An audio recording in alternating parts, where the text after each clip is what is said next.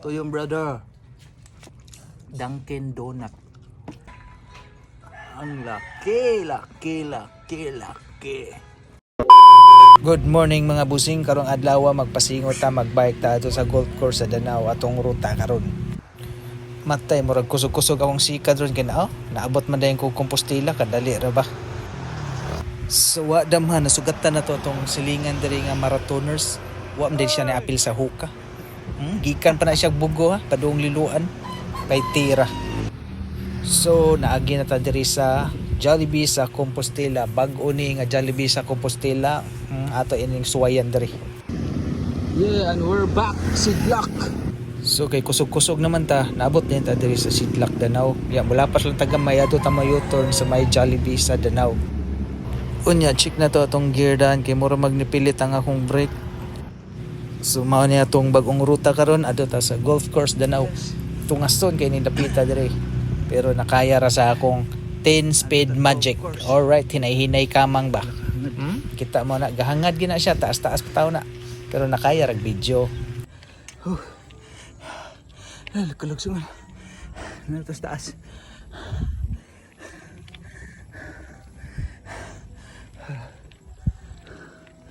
Grabe, taas ha. Pagkitandam sa akong pagkitandam sa akong saka. So mao ni ang view diri babaw sa golf course sa Danau. So digawas-gawas naman ang adlaw. So mo hinihintag uli mga brad. See you at the house.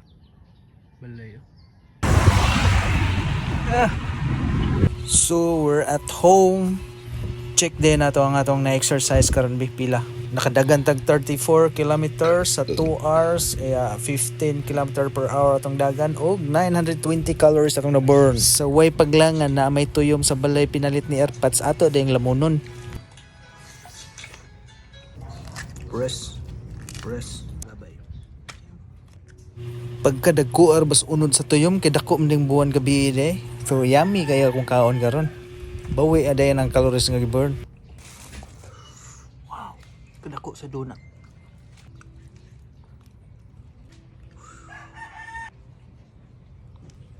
Unya ato lang gamit ang pinaslomo kay bati man ang slow-mo sa atong video.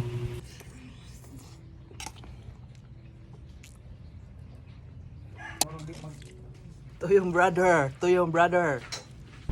Very to yung brother. Ano to brother? Diet daw siya. Ha? Diet ba? At Starbucks.